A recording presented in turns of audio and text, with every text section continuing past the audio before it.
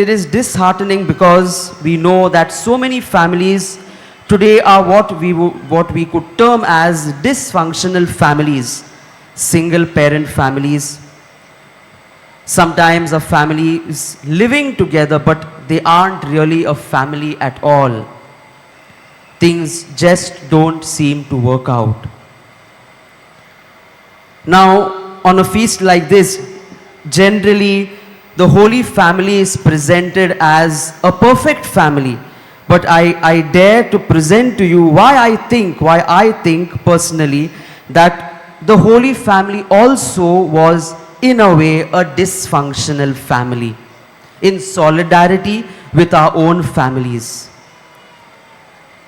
Right at the outset, when this family begins, at the genesis of this family, right at the beginning, we know it begins with a scandal. Mother Mary is found to be pregnant out of wedlock. One, okay, she's pregnant out of wedlock, first. And second, she's pregnant with a child that is not the child of the one she's going to marry. So it's a double scandal.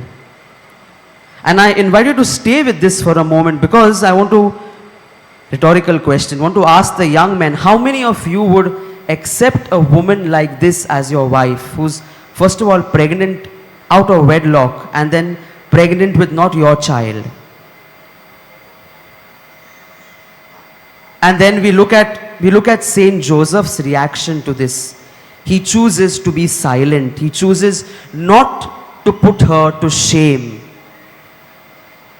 In other words, he chooses not to gossip. News like this in our day would be very spicy news.